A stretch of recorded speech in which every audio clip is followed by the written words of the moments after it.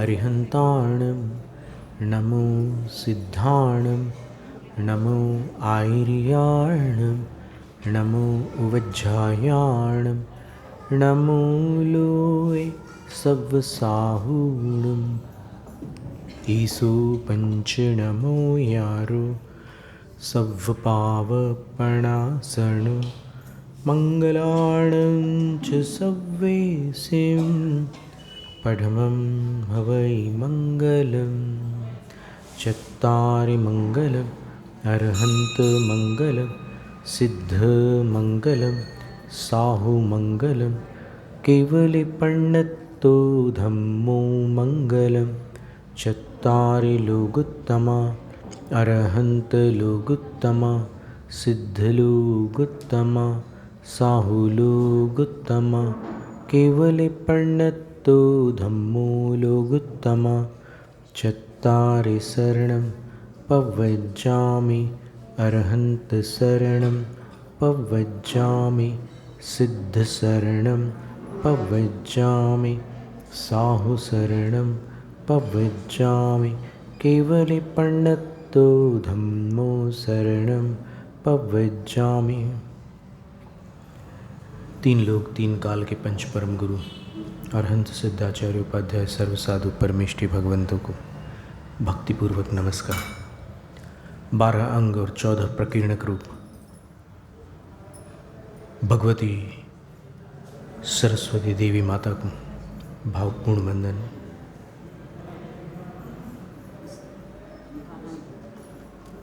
चौबीसों तीर्थंकर भगवंतों को नमस्तु। पूर्व शताब्दी के धर्म धुरंधराचार्य चरित्र चक्रवर्ती ज्ञानी ध्यानी तपस्वी परम श्रद्धेय शांति सागर गुरु महाराज को त्रिभक्तिपूर्वक बारंबार नमन। दीक्षा शिक्षा गुरु आचार्य विद्यासागर महाराज को नमस्ते।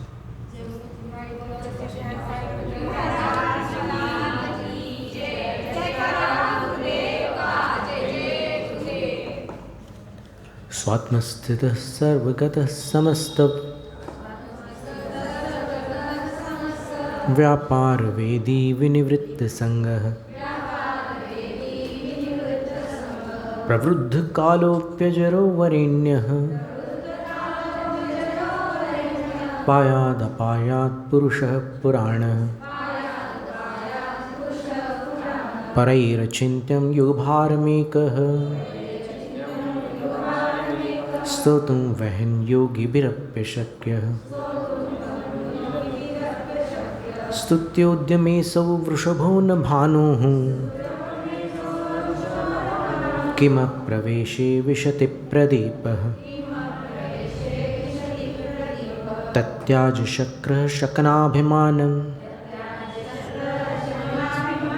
नाहं त्यजामिस्तवनानुबन्धम् स्वल्पेन बोधेन ततोऽधिकार्थं वातायनेनैव निरूपयामि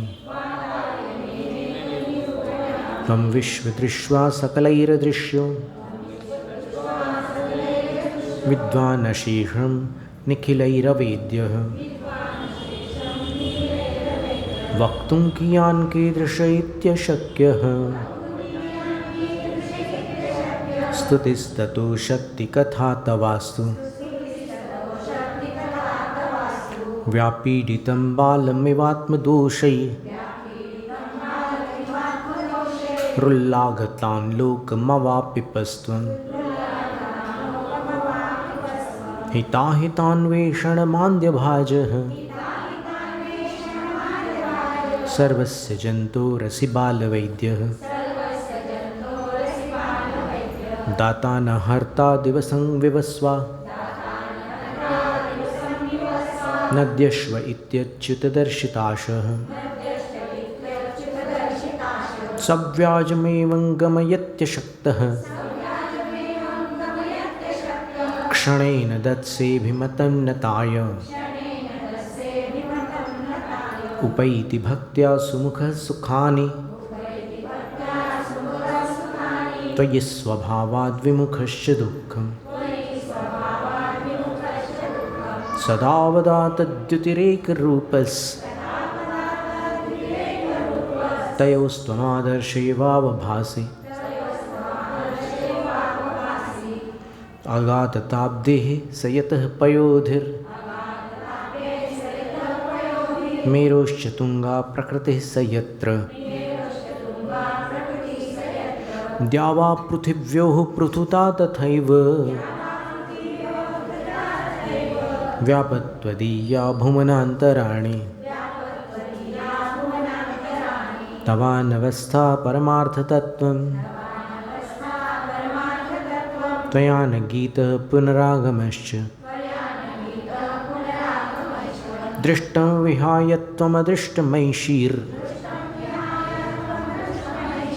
विरुद्धवृत्तोऽपि समञ्जसस्त्वं स्मरः सुदग्धो भवतैव तस्मिन् नुद्धूलितात्मा यदि नाम शम्भुः अशेतवृन्दोपहतोऽपि विष्णुः किं गृह्यते येन भवान् जागः स नीरजः स्यादपरो भगवान् वा तद्दोषकीर्त्यैव न ते गुणित्वं स्वतुम्बुराशेर्महिमानदेव स्तोकापवादेन जलाशयस्य कर्मस्थितिं जन्तुरनेकभूमिं नयत्यमुंसा च परस्परस्य तन्नेत्रिभावं हि तयोर्भवाब्धौ जिनेन्द्रनौनाविकयोरेवाख्यः सुखाय दुःखानि गुणाय दोषान् धर्माय पापानि समाचरन्ति तैलाय बालाः सिकता समूहं निपीडयन्ति स्फुटमत्वदीयाः विषापहारं मणिमौषधानि मन्त्रं समुद्दिश्य रसायनं च भ्राम्यन्तो न त्वमिति स्मरन्ति पर्यायनामानि तवैव तानि चित्तेन किञ्चित् कृतवानसि त्वं देवः कृतश्चेतसि येन सर्वं हस्ते कृतं तेन जगद्विचित्रम् सुखेन जीवत्यपि चित्तबाह्यः त्रिकालतत्त्वं त्वमवैस्त्रिलोकी स्वामीति संख्या नियते रमेषाम् बोधाधिपत्यं प्रति न भविष्यन्स् तेन्येऽपि चेद् व्याप्स्यदमुनपीदम्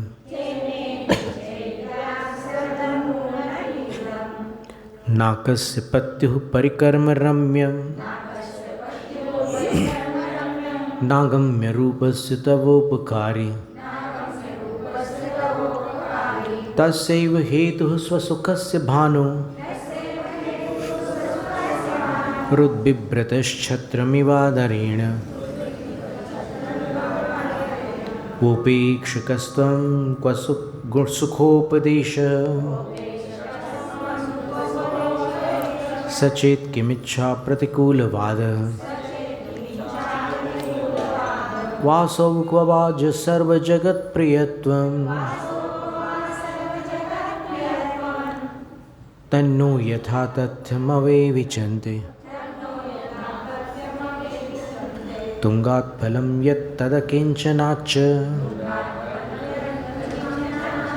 प्राप्यं समृद्धान्न धनैर्धनेश्वरादेः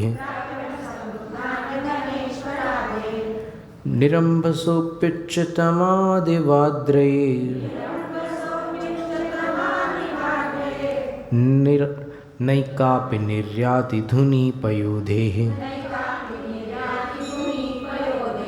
त्रैलोक्यसेवा नियमाय दण्डं दध्रे यदिन्द्रो विनयेन तस्य तत्प्रातिहार्यं भवतः कुतस्त्यं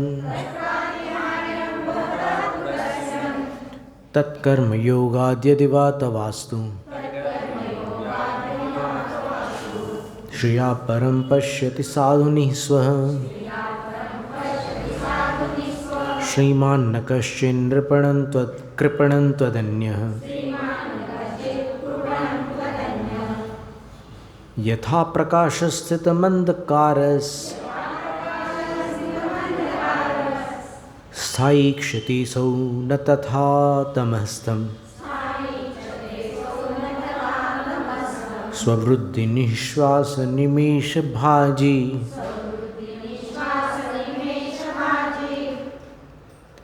प्रत्यक्षमात्मानुभवेऽपि मूढः किञ्चाखिलज्ञेयविवर्तिबोधस् स्वरूपमध्यक्षमवैति न कुलोकः तस्यात्मजस्तस्य पितेति देव त्वाङ्गेव गायन्ति कुलं प्रकाश्य तेऽद्यापि नन्वाश्मनमित्यवश्यम्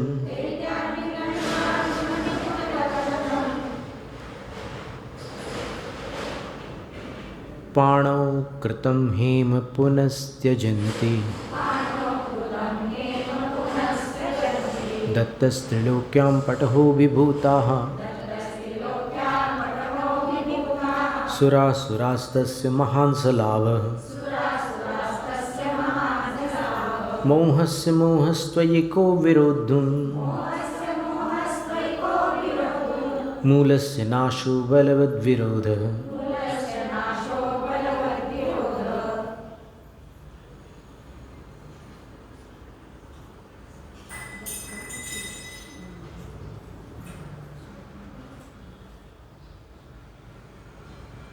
इसका एक अलग अर्थ भी निकल रहा है, अभी पढ़ते पढ़ते हमें समझ में आ रहा है।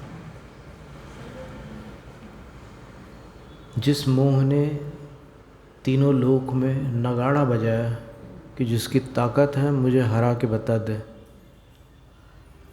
तो सुरा अभिभूता है, सुर और असुर सब अभिभूत हो गए, मोह से पराजित हो गए।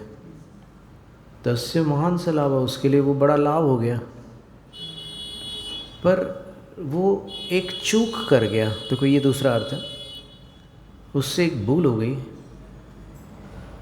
त्वयि विरोधुम मोह को मोह, पता नहीं आपका विरोध करने में मोह क्यों भ्रमित हो गया, वो क्यों नहीं समझ पाया कि मूलस्य नाशो बलवद विरोध है, बलवान का विरोध करने से अपना जड़ मूल से नाश हो जाता है। ये मोह कैसे नहीं समझ पाया, ये एक अचंभे की बात है। को विरोधुम, को मोह ऐसा आएगा, त्वयि विरोधुम मोह से को मोह, आपका विरोध करते समय मोह को क्या भ्रम हो गया था जो उसने आपका विरोध करने की भूल कर डाली। परिणाम क्या निकला, मूलस्य नाशो बलवद विरोध है, बलवान का विरोध मूल से अपना ही नाश करने के समान है। और वास्तव में देखा जाए तो वो जो अर्थ अपन लगा रहे हैं पहले वाला, कि मोह ने आपका विरोध इसलिए नहीं किया क्योंकि वो जानता था कि बलवान का विरोध करने से अपना नाश होता है, तो ऐसा हुआ नहीं था। वास्तव में मोह ने ये भूल कर डाली थी और उसका नाश भगवान ने कर डाला था। क्योंकि यदि मोह भूल नहीं करता और भगवान उसका नाश नहीं करते तो भगवान कैसे होते, ये प्रश्न आता है ना। तो फिर इसका सही अर्थ तो ऐसा ही प्रतीत होता है कि त्वयि विरोधुम, आपका विरोध करने के लिए या आपके प्रति विरुद्ध होने के लिए, मोह से को मोह, मोह को पता नहीं कौन सा भ्रम हो गया, उसने आपको भी साधारण शत्रु समझ लिया। भले ही उसने सबको जीत लिया हो, लेकिन आपको वो पहचान नहीं सका और वो आपका विरोध कर बैठा। और परिणाम क्या निकला, मूलस्य नाश बलवद विरोध, बलवान का विरोध करना अपना ही मूल से विनाश करना है। मार्गस्त्वयैको ददृशे विमुक्तेश चतुर्गतीनां गहनं परेण सर्वं मया दृष्टमिति स्मयेन त्वं मा कदाचित् भुजमाललोकः स्वर्भानुरर्कस्य हविर्भुजुम्बः कल्पान्तवातुम्बुनिधिर्विघातः संसारभोगस्य वियोगभावो विपक्षपूर्वाभ्युदयास्त्वदन्ये अजानतस्त्वान्नमतः फलं यत् तज्जानतोऽन्यं न तु देवतेति हरिण्मणिं काचिधिया दधानः तन्तस्य बुद्ध्या वहतोति न रिक्तः।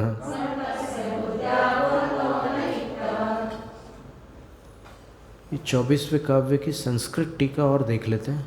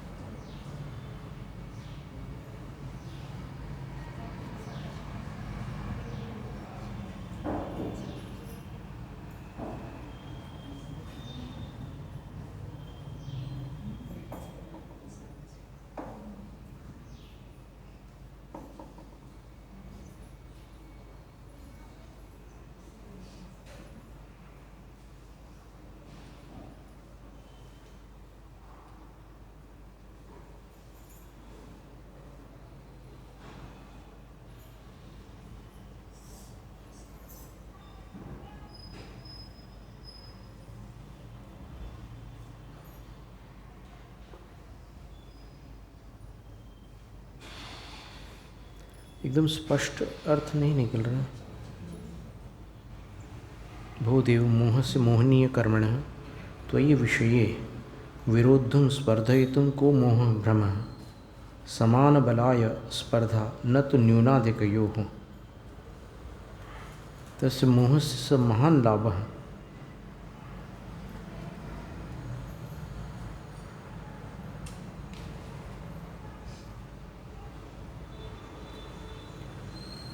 ठीक है, अर्थ तो अच्छा आ रहा था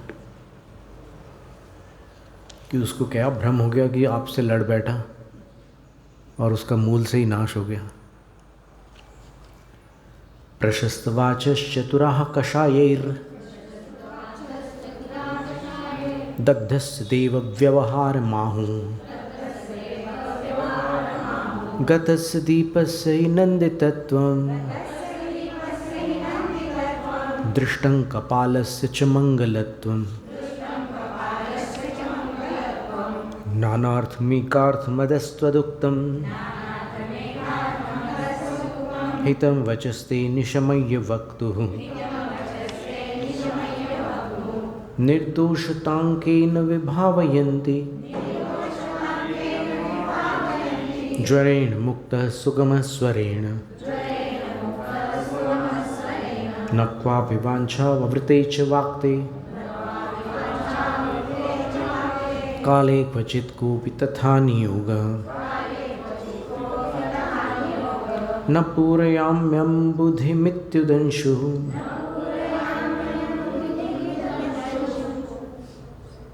न पूरयाम्यं बुद्धिमित्युदंशुः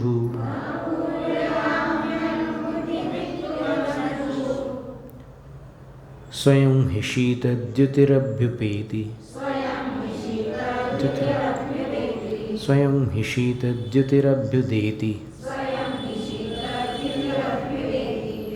गुणा गभीराः परमाः प्रसन्नाः बहुप्रकारा बहवस्तवेति दृष्टोऽयमन्तः स्तवनेन तेषां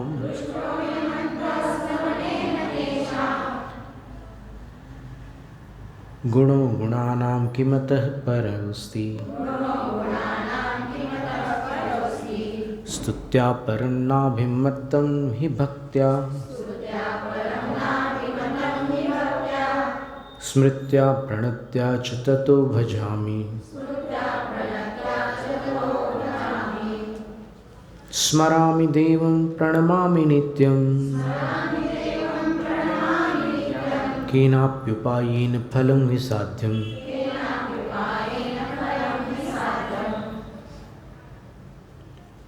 ततस्त्रिलोकीनगराधिदेवं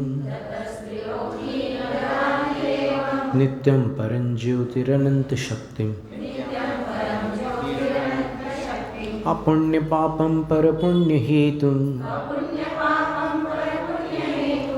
नमाम्यहं वन्द्यमवन्दितारम् अशब्दमस्पर्शमरूपगन्धं तां नीरसं तद्विषयावबोधम् सर्वस्य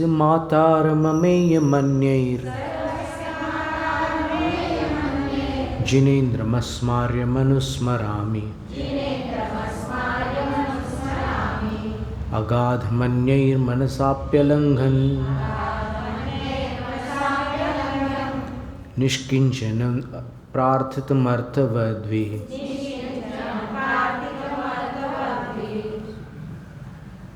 विश्वस्य पारं तमदृष्टपारं पतिं च जिनानां शरणं व्रजामि जनानाम है कि जिनानाम? जनानाम दोनों का अर्थ तो बनेगा, फिर भी संस्कृत टीका में देख लेते हैं।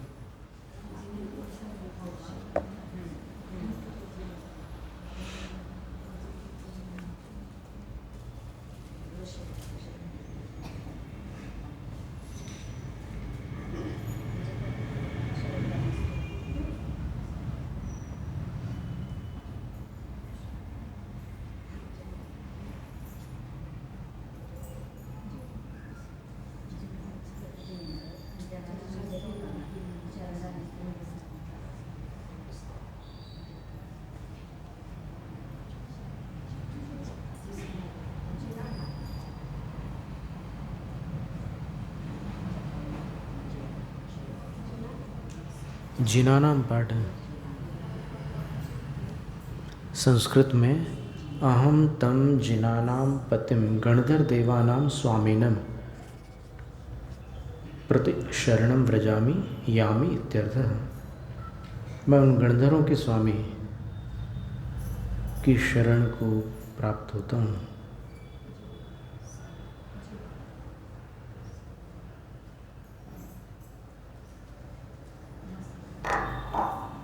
जिनानाम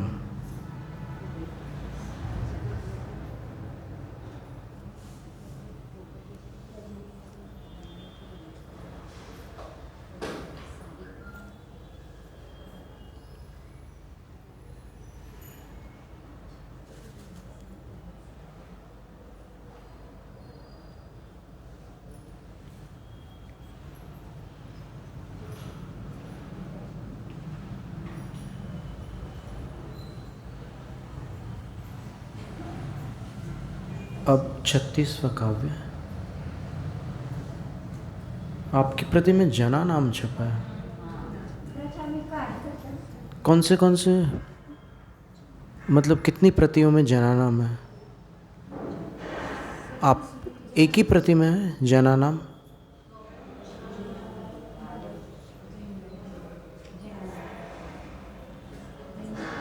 छत्तीसवां काव्य देखना। त्रैलोक्य दीक्षा गुरवे नमस्ते।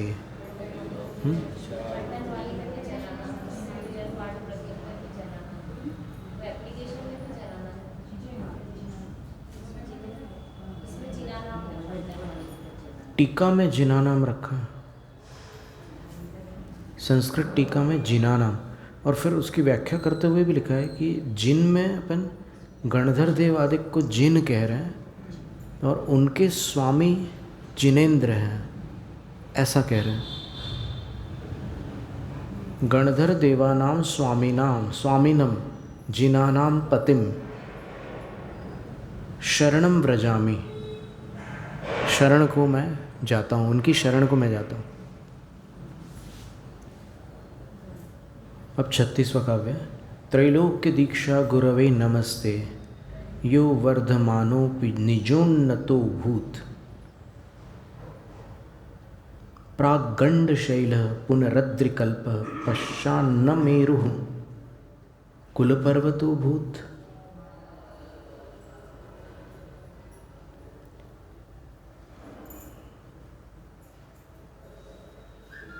इस काव्य में फिर नमस्कार भगवान को। त्रैलोक्य दीक्षा गुरवे नमस्ते यो वर्धमानोऽपि निजोन्नतो भूत प्रागंडशैलः पुनरद्रिकल्पः पश्चान्न मेरुः कुलपर्वतो भूत।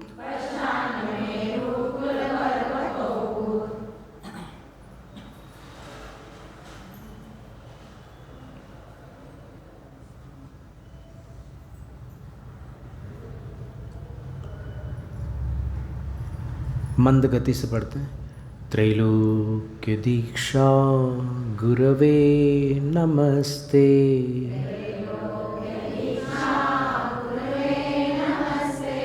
यो वर्धमानोऽपि निजोन्नतो भूत् प्रागंडशैलः पुनरद्रिकल्पः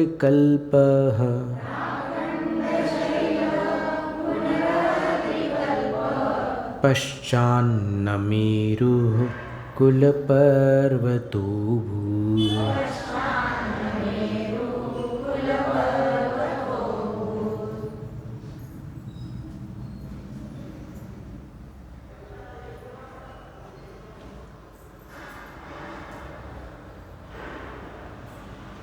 भो भगवन, टीकाकार संस्कृत टीका में लिख रहे हैं, भो भगवन, हे भगवन,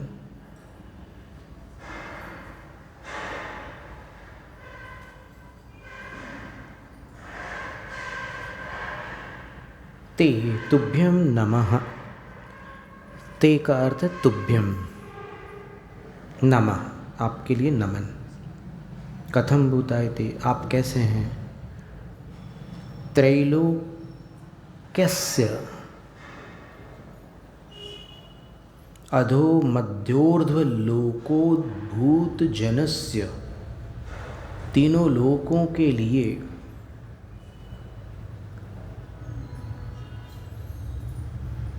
अर्थात अधोलोक, मध्यलोक और ऊर्ध्वलोक में उत्पन्न होने वाले प्राणियों के दीक्षा गुरवे, आप उन सबके दीक्षा गुरु हैं, क्योंकि आपको सुनकर सबको दीक्षा की भावना होती है।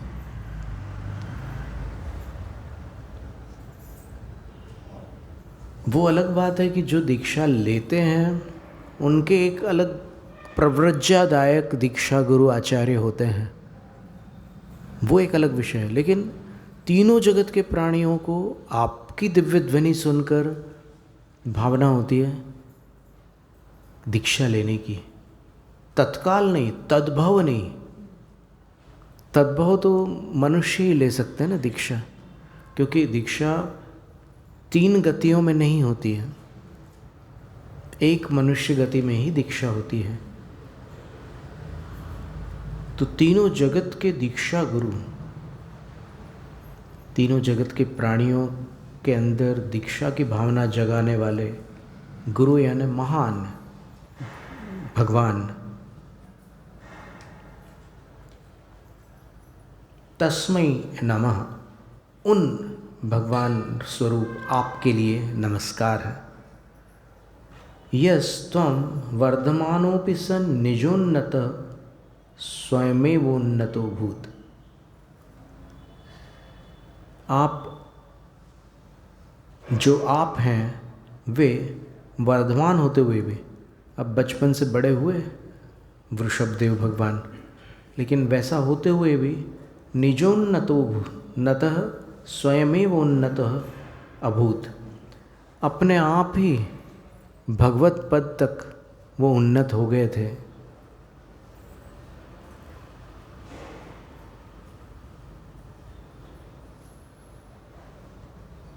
मेरु पर्वतः, फिर मेरु का एक दृष्टांत है, ये अलंकारिक वर्णन है। अब देखते हैं इसमें एक साहित्याचार्य ने इस पर थोड़ी सी विवेचना की है, व्याख्या की है, भावार्थ में वो देख लेंगे। अलंकारिक भाषा लगती तो सुंदर है लेकिन थोड़ी कठिन होती है। समझ में आए तो उसका आनंद आता है और न समझ में आए तो भारी भारी लगती है। कुछ अलंकार ऐसे हैं जो एकदम सरल होते हैं तो वो श्रुति मधुर होते हैं, सुनने में बहुत अच्छे लगते हैं, मनोहर लगते हैं।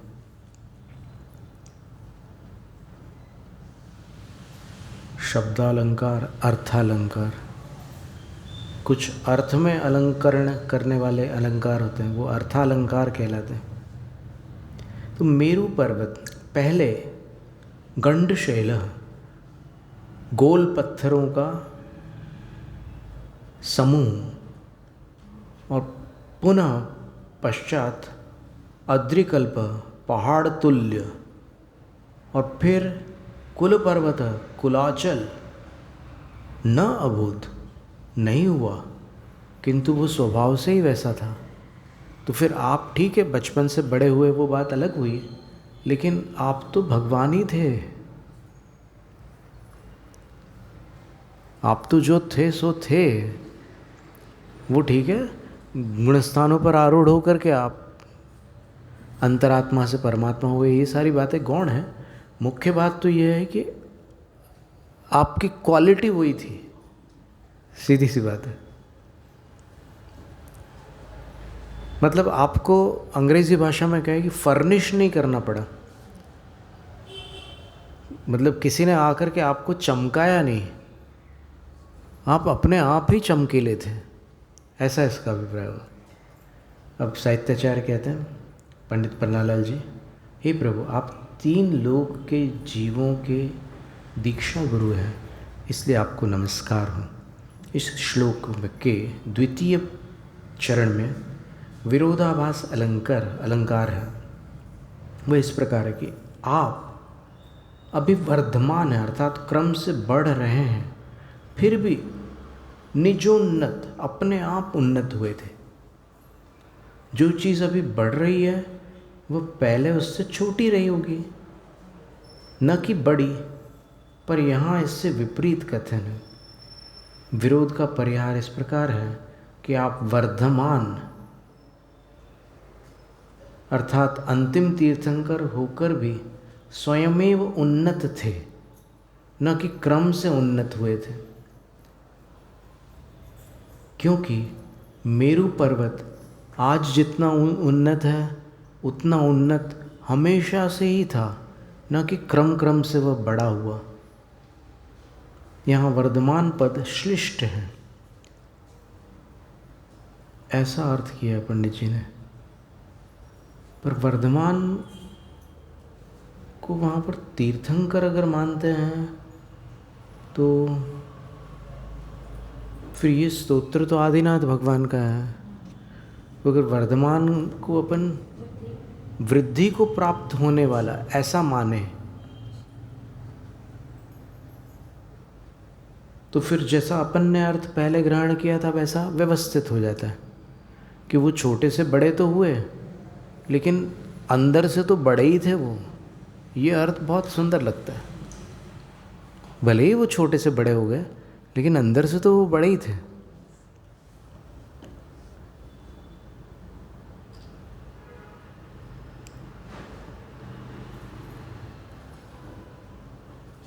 और वास्तव में देखा जाए, अपन जानते हैं ना कि असंख्यात जीवों में एक जीव को तीर्थंकर प्रकृति का बंध होता है, तो उनकी क्या विशुद्धि होती होगी। अति दुर्लभ है वैसी विशुद्धि होना। देखो, ऐसा विचार तो है कि ये स्तोत्र पूर्ण होने के पश्चात अपन 16 कारण भावनाओं का भिन्न भिन्न शास्त्रों से जो जो व्याख्यान शास्त्रों में आया है उसका स्वाध्याय कर लें। अन्यथा अब ऐसे तो बहुत सारे पाठ वगैरह हैं, उनको भी अपन पढ़ सकते हैं, जैसा आप लोगों का निर्णय होगा वैसा अपन देखते हैं।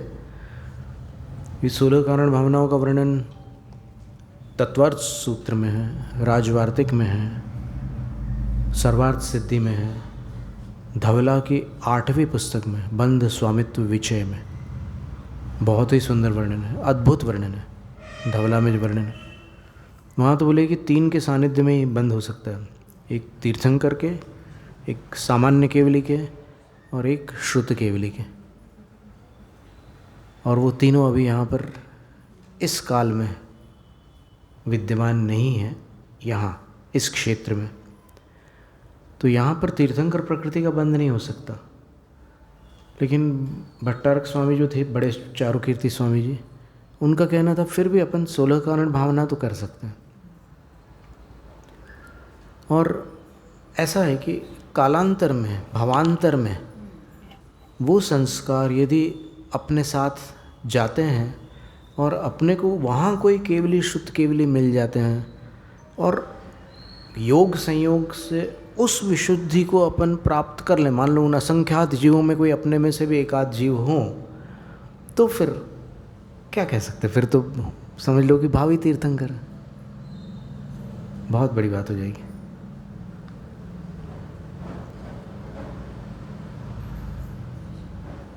और इसलिए इनका इतना उपकार रहता है क्योंकि ये धर्म तीर्थ के शासन नायक होते हैं। और शासन नायक का मतलब ये है कि उनकी दिव्य ध्वनि से गणधरत्व के धारी जो भी वहाँ पर आचार्य विराजमान हैं उनके सानिध्य में, जो वहीं पर दीक्षित हुए हैं, वो द्वादशांग की रचना करते हैं। उनकी दिव्य ध्वनि के आधार पर 12 अंगों को वर्गीकृत करते हैं और कविता की रचना करते हैं। उसमें पूरे द्वादशांग कविता रूप होता है, काव्य रूप होता है। और फिर उसके आधार पर आगे उनकी शिष्य प्रशिष्य की परंपरा चलती है और धर्म तीर्थ का प्रवर्तन होता है। तीर्थंकर धर्म तीर्थ शासन के नायक होते हैं और आचार्य धर्म तीर्थ शासन के प्रवर्तक होते हैं।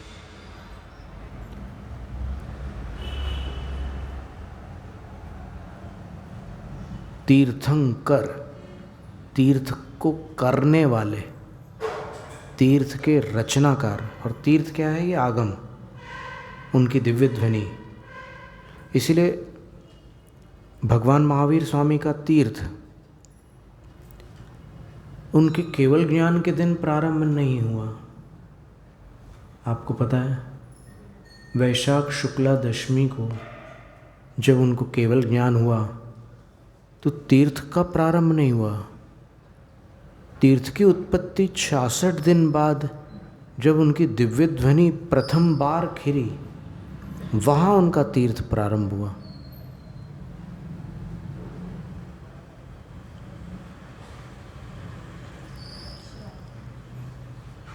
तो वो तिथि तिलोय परिणति के अनुसार श्रावण कृष्ण प्रतिपदा थे। अब महाराष्ट्र में एक पक्ष, कृष्ण पक्ष का थोड़ा अंतर होता है, तो महाराष्ट्र के गणित से देखेंगे तो वो आषाढ़ कृष्णा प्रतिपदा होगी।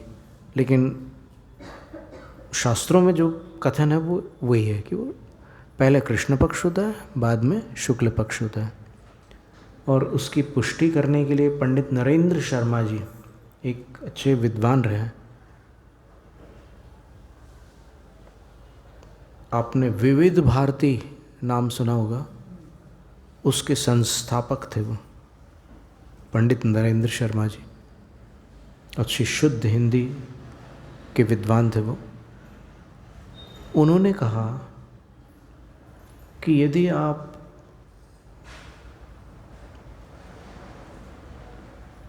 कृष्ण पक्ष की एकम से मास का प्रारंभ नहीं मानते तो क्या होगा? पूर्णिमा को पूर्णमासी नहीं कहा जा सकेगा, क्योंकि पूर्णमासी तब होती है जब 30 दिन पूरे हो,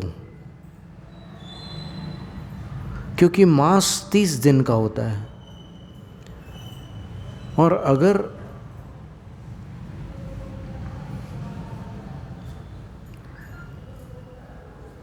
अमावस्या को आप मास का अंत मानते हैं तो उसका नाम अमावस्या न होकर पूर्णमासी होना चाहिए, जबकि पूर्णमासी पूर्णिमा का नाम है। तो इससे ये जब जानकारी आती है सामने कि पूर्णमासी को ही 30 दिन पूरे होते हैं, अर्थात श्रावण पूर्णिमा जो है वो 30 दिन पहले श्रावण मास प्रारंभ हो चुका था, ये अंतिम दिन था, ऐसा है। तो रक्षाबंधन से 1 महीने पहले, बल्कि 29 दिन पहले भगवान महावीर स्वामी का तीर्थ शासन प्रारंभ हुआ, ऐसा है। तो इसलिए वर्धमान शब्द का अर्थ यहाँ पर भगवान महावीर स्वामी न लेकर यहाँ पर आदिनाथ भगवान विकासशील को वर्धमान कहते हैं। वर्धत इति वर्धमानः कैसे बना? ये शानच प्रत्यय लगाकर, इस धातु में शानच प्रत्यय लगाकर, क्योंकि आत्मनेपदी है, आत्मनेपदी में शानच प्रत्यय होता है, परस्मैपदी में शत्रु प्रत्यय होता है। जैसे एक शब्द ऐसा है, एक धातु ऐसी है जो उभयपदी भी है, ऐसे बहुत सारी धातु हैं। जैसे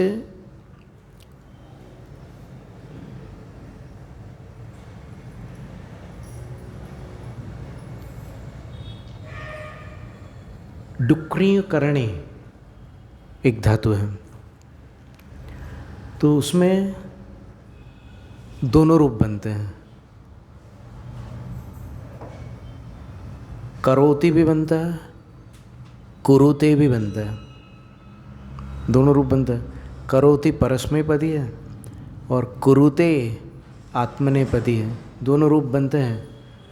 तो करोति इति कुर्वन्, क्षत्रि प्रत्यय लगा दिया, कुर्वन् हो गया। और देखिए भक्तामर में दोनों का प्रयोग है, करोति और कुरुते। थोड़ा थोड़ा आपके स्मृति में वो हल्की फुल्की ट्यूबलाइट वाली चमक आ रही होगी। कहाँ पर है कुरुते? दूरे सहस्र किरणः कुरुते प्रभैव, वहाँ कुरुते का प्रयोग किया आत्मनेपदी का। और करोति का कहाँ प्रयोग है?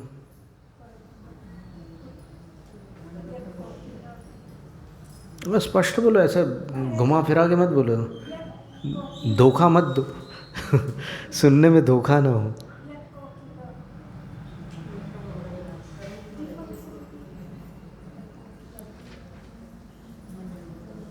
यत् कोकिल किल मधो, वहाँ तो विरौती शब्द है, करोति शब्द।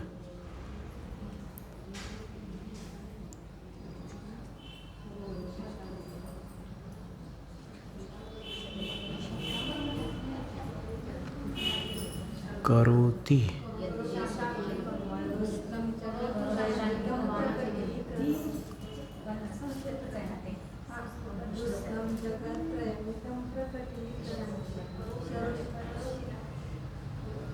कृत्स्नं जगत्त्रयमिदं प्रकटीकरोषि, करोषि है ना,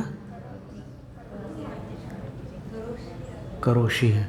तो वो मध्यम पुरुष का प्रयोग हो गया। मतलब कहने का तात्पर्य ये है कि वो दोनों प्रकार के इसमें चल रहा है। वो कुरुते परस्मयी पद, आत्मनेपद हो गया, और करोषि परस्मयी पद हो गया। हाँ, तो ऐसी कई धातुएं होती हैं। तो वर्धमान यहाँ पर शानच प्रत्यय है, और शानच प्रत्यय के साथ अगर कुरुते इति कुर्वाण ऐसा रूप बनेगा, कुरुते इति कुर्वाण।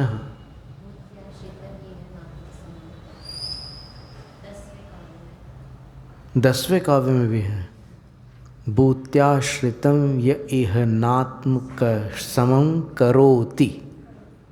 करोति शब्द आ गया, किसने निकाला? बहुत बढ़िया। तो दोनों आ गया, 9वें में कुरुते, 10वें में करोति, एकदम पास पास पड़ोसी हैं दोनों, आत्मनेपदी परस्मैपदी। तो कुरुते इति कुर्वाणः, करोति इति कुर्वन्, ऐसे रूप बनते हैं। तो यहाँ वर्धमान का अर्थ अपन वर्धते इति वर्धमान ऐसा ले लेंगे, यानी जो बड़े हुए, बचपन से बड़े हुए, लेकिन निजोन्नत भूत, अपने में वो उन्नति हुए थे, मतलब उन अंदर से तो वो बड़े ही थे। और इंद्र गर्भावस्था से ही उनका कल्याणक बना चुका था। जब वो गर्भ में आए थे तभी उनका कल्याणक कर चुका था इंद्र, और बहुत धूमधाम से कल्याणक किया था। बहुत बड़ी पूजा होती है कल्याणक की, ऐसे छोटी मोटी नहीं। उस टाइम तो माता पिता को नए वस्त्राभूषण दिए जाते हैं और उनकी पूजा की जाती है, उनका अभिषेक किया जाता है। इंद्र कुबेर ये लोग अभिषेक करते हैं माता पिता का। और इसमें देखिए एक सोचने की बात है कि यदि कुबेर, हरिवंश पुराण के 38वें पर्व में ये लिखा है कि इंद्र की आज्ञा से कुबेर ने नेमिनाथ भगवान के माता पिता समुद्र विजय और शिवा देवी का अभिषेक किया, तो फिर जो लोग मर्यादा की बात करते हैं कि भाई स्त्री पुरुषाकृति का अभिषेक नहीं कर सकती, पुरुष उनका नहीं कर सकता, तो फिर कुबेर ने तो किया था, अब क्या करोगे? उस श्लोक को सुधारोगे क्या? श्लोक में तो आया है कि कुबेर ने किया था अभिषेक। फिर अन्य ग्रंथों में और भी वर्णन है इसका, गर्भ कल्याणक का। तो फिर उस समय देखिए जहाँ भावना निर्मल है वहाँ पर ये सब विकारों की बात ही नहीं, विकारों का कोई विचार ही नहीं हो सकता। वहाँ पर विकारपूर्ण विचार आ ही नहीं सकते। वहाँ गर्भ में भगवान आए हैं तो फिर वो माता जगन माता है, और वृद्धावस्था में या फिर बीमार अवस्था में पुत्र लोग माताओं की सेवा करते हैं, उसमें कौन सी बुराई है? क्या आप हर जगह स्त्री पुरुष लगा के बैठे हुए हो? इसी का नाम तो कुदृष्टि है, या आपको माता में माँ नहीं दिख रही है और कुछ और दिख रहा है, इसी का नाम तो विकार है, इसी का नाम तो पाप है।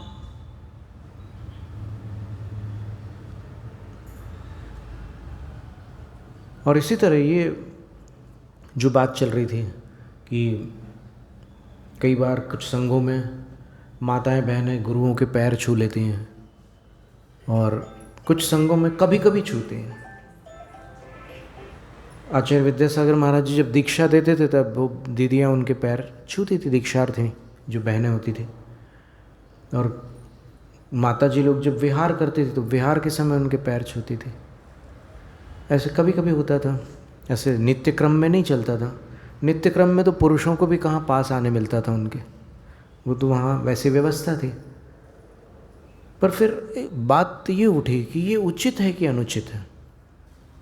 तो ये चर्चा हम जब आगरा में थे तब वहाँ पर एक स्वाध्यायी बंधु आए और उन्होंने कहा कि मर्यादा तो होनी चाहिए, तो ठीक है भाई होनी चाहिए। फिर हमने कहा कि पद्म पुराण में लिखा है कि सीता जी ने देशभूषण कुलभूषण मुनिराज के चरणों को झरने के जल से धुलाया और चिरम गंधम लिप्तवती, उनके चरणों पर चिरम यानी लंबे समय तक, बहुत देर तक गंध लेपन किया। गंध लेपन का अर्थ होता है चंदन आदि का लेप लगाया उनके चरणों पर। तो फिर ये इसके बारे में क्या कहेंगे आप? तो वो बोल रहे थे कि इसके बारे में हम शंका नहीं करते, क्योंकि प्रथमान योग में कथन है कि सीता जी ने ऐसा किया, तो किया है, उसमें अपन शंका नहीं करते। लेकिन सम्यक दृष्टियों से भी तो गलती होती है। ये उनके वचन थे कि मतलब सीता जी सम्यक दृष्टि थी, लेकिन उनने जो किया वो किया तो था, ये तो मानते हैं वो, लेकिन उनका कहना है कि सम्यक दृष्टियों से भी गलती होती है। इसका मतलब सीता जी ने जो किया वो गलत किया, ये उनका कहना है। देखिए, इस काल में सीता जी के ऊपर इस तरह से जिह्वा का प्रयोग करना, छोटा मुंह बड़ी बात हो जाएगी। सीता जी ने क्या गलती की, ये प्रश्न है ना, कि मुनि महाराज के पैर छुए उनने, ये गलती की। ये केवल प्रशिक्षण का दुष्परिणाम है। आगम से अगर देखोगे तो फिर वो जो 18,000 शील की बात करते हो आप, उसका उल्टा सीधा अर्थ निकाल करके कुछ भी आप कल्पना कर लो तो वो अलग बात है।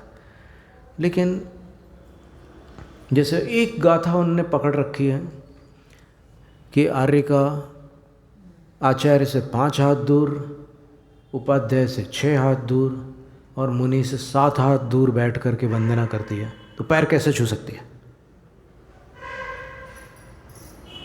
ठीक है, बहुत अच्छी बात है। इसका प्रत्युत्तर एक प्रति प्रश्न के माध्यम से हम दे रहे हैं। प्रत्युत्तर ये है, मूलाचार की 611वीं गाथा में लिखा है कि मुनि महाराज आचार्य से 1 हाथ दूर बैठकर उनकी वंदना करते हैं। तो अब ये जवाब देना कि मुनि को जब 1 हाथ दूर से वंदना का कहा है तो वो आचार्य की वैयावृत्ति कर सकते हैं कि नहीं?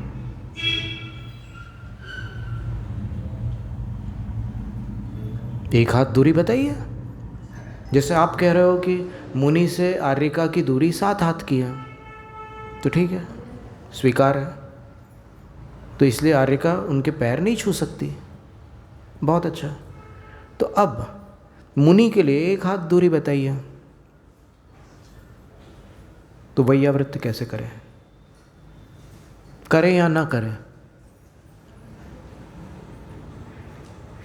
अब क्या जवाब है? तो वहाँ जो दूरी की बात है उससे तो आप ये प्रमाणित नहीं कर सकोगे कि अगर आप वहाँ आर्यिका की दूरी को लेकर के आप स्पर्श का निषेध करते हो, तो फिर वो नियम यहाँ भी लागू करना होगा ना, कि जब मुनि को 1 हाथ की दूरी बताई वंदना के लिए आर्यिका को बताई, मुनि को भी बताई, तो मुनि के लिए 1 हाथ की दूरी बताई है, तो अब वैयावृत्ति कैसे करेंगे? अब जब छूना ही मना है, 7 हाथ दूर है तो वो नहीं छू सकती, 1 हाथ दूर है तो ये ऐसे छू तो सकते हैं, लेकिन वैयावृत्ति कैसे करेंगे? इसका जवाब चाहिए।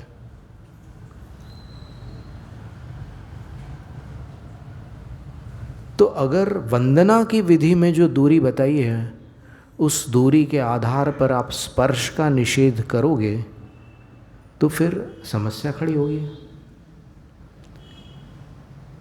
फिर एक प्रश्न और आएगा कि इतनी दूरी बताई है तो फिर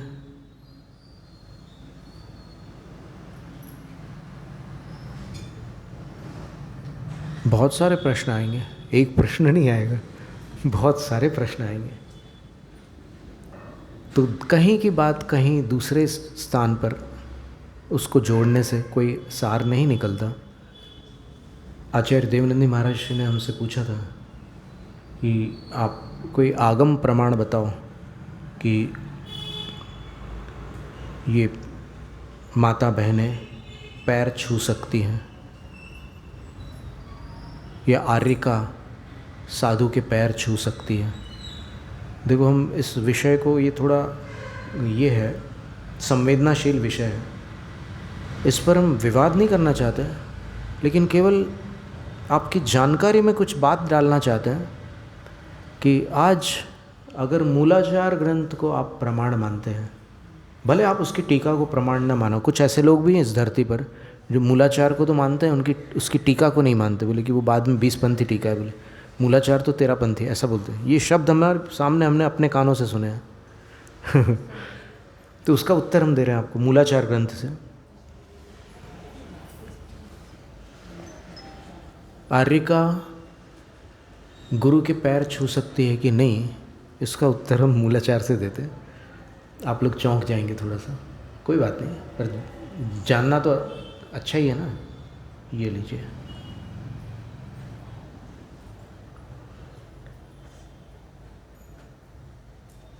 समय ज़्यादा होने लगा।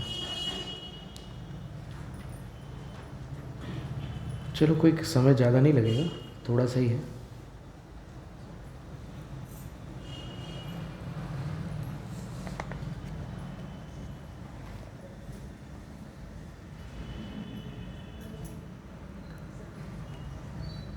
मूलाचार के चौथे अधिकार में आर्यिका को क्या क्या नहीं करना चाहिए,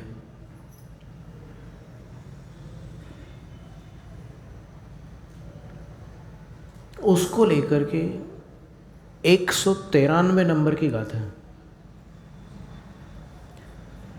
रोदन नावण भोयण पैणम सुत्तम छविहारंभे विरदान पाद मक्खण धोवण गेयम चनय कुज्जा।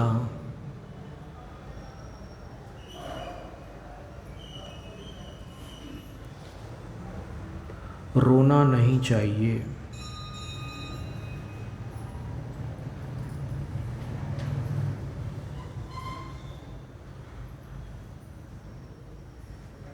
नावण, नावण नहीं, नावण, नावण का अर्थ किसी को नहलाना नहीं चाहिए। यानी मान लो वो जो एक पर्याय के कारण उनको स्नान करना होता है ना, तो आर्यिका को स्नान नहीं करा सकती, कोई ब्रह्मचारिणी दीदी वगैरह कराएंगे। फिर उसका बाद में प्रायश्चित भी होता है गुरु के पास।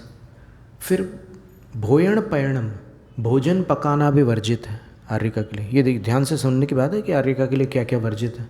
कभी आप लोगों में से कोई दीक्षा ले तो ये सब याद रहे आप। रोना मना है, नहीं तो फिर आर्यिका होकर कोई कुछ बात हो गई तो चालू हो गया, ऐसा नहीं है। फिर किसी को नहलाना मना है, भोजन पकाना मना है, सुत्तम च, सूत कातना भी मना है, और छव्य आरंभ, 6 प्रकार के आरंभ जो होते हैं वो भी निषिद्ध है। असीमशी, कृषि, वाणिज्य, शिल्प आदि ये सब काम नहीं कर सकते। और क्या नहीं कर सकते? विरदाण पाद मक्खण, मुनियों के पैरों की मालिश नहीं कर सकती आर्यिका। और क्या नहीं कर सकती है? धोवण, उनके पैर धुला नहीं सकती। मुनियों के पैर धुलाना भी आर्यिका के लिए वर्जित है।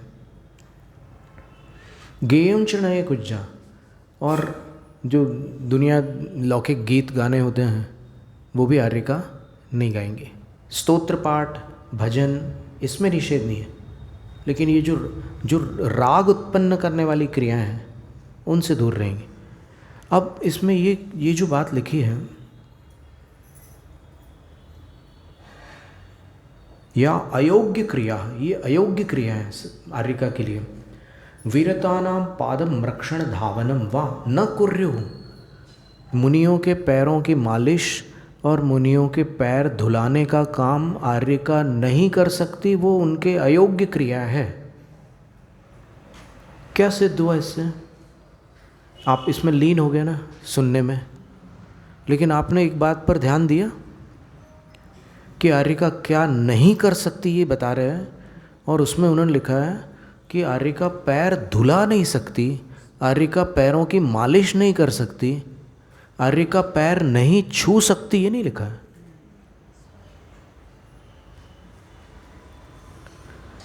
अगर आर्य का पैर नहीं छू सकती तो फिर इन दो चीज़ों का निषेध करना पड़ता क्या? सोचने की बात, आप बिल्कुल निष्पक्ष होकर शांत मन से विचार करो इस बात पर कि इन दो क्रियाओं का निषेध किया। कौन से दो क्रियाओं का? मालिश नहीं कर सकती, धुलवा नहीं सकती साधु के पैर। अगर स्पर्श ही वर्जित होता तो फिर इन दो का निषेध करना पड़ता क्या? इतनी सी बात है, सोचो आप। अगर स्पर्श करना ही वर्जित होता, है ना, एक आप ही कल्पना कर लो कि स्पर्श ही निषिद्ध है, तो फिर इन दो का निषेध क्यों किया? मालिश नहीं कर सकती, पैर नहीं धुला सकती, ये क्यों?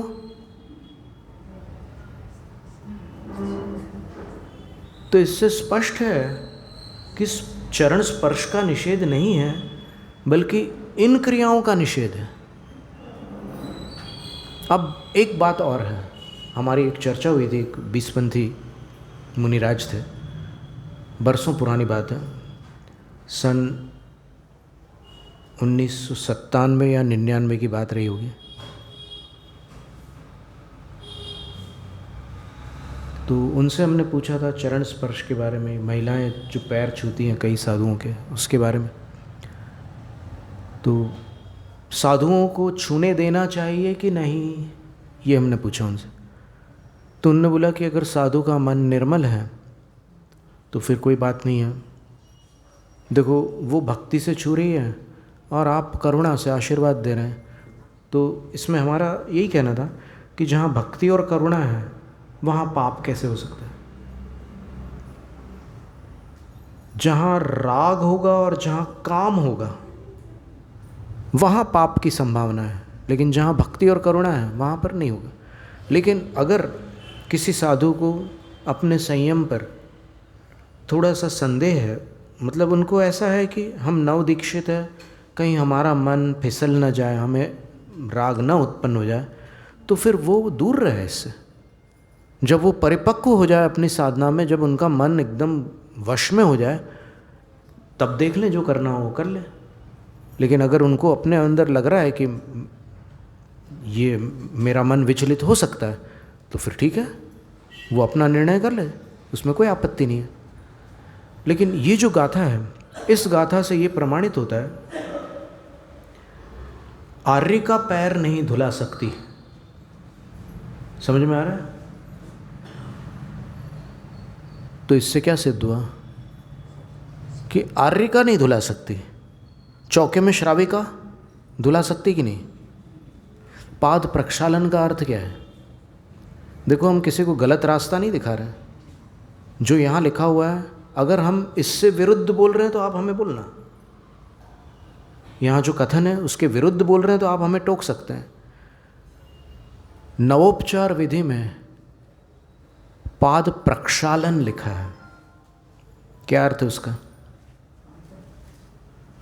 पैर धुलाना। प्रक्षालन का अर्थ क्या होता है? जो भगवान का अभिषेक होता है उसको जो लोग प्रक्षाल बोलते हैं, उनको अपनी बुद्धि और अपने ज्ञान को सुधारना होगा, क्योंकि भगवान को धोया नहीं जाता। भगवान का अभिषेक करके अपने पापों को धोया जाता है। और भगवान का प्रक्षाल बोलना एक प्रकार से अनजाने में भगवान की घोर अभिनय है। प्रक्षालन कैसे हो सकता है भगवान का? वो तो प्रक्षालित है, वो सब पापों को धो चुके हैं, उनका क्या प्रक्षालन होगा? उनका शरीर शुद्ध है, कैसे प्रक्षालन हो सकता है? आपने देखा हस्त प्रक्षालन लिखा रहता है कई जगह, पीठ प्रक्षालन भी लिखा हुआ है। भगवान के अभिषेक पीठ को धोया जाता है, उस पर कोई आपत्ति नहीं है। पाद प्रक्षालन आपने देखा, नवोपचार विधि में पाद प्रक्षालन है। तो प्रक्षालन ऐसे धारा करके थोड़ी किया जाता है, धोया जाता है उसको। तो ये सारी बातें हैं। अब आज काल थोड़ा विकट है और फिर प्रांत प्रांत में अंतर होता है। किसी प्रांत के लोग थोड़े सरल प्रकृति के होते हैं और कुछ प्रांत के लोग जो होते हैं हमेशा टेढ़ा सोचने वाले होते हैं। अलग अलग आदि पुराण में लिखा हुआ है कि कौन से प्रांत के लोगों की कैसी प्रकृति होती है, महाराष्ट्र वाले कैसे होते हैं, कर्नाटक वाले कैसे होते हैं, ये सब लिखा हुआ है जिनसे आचार्य महाराज ने। तो उस हिसाब से फिर समय को देख करके आपको संयम की रक्षा करने के लिए अथवा और कोई प्रवृत्ति करने के लिए जैसा गुरु निर्देश दे वैसा चलना होता है। इतनी सी बात है। जैनम जयतु शास्त्र। स्तोत्र पठन में मेरे द्वारा यदि जो कहीं कहीं प्रमाद से कुछ अर्थ वाक्य पद मात्रा छूट गई,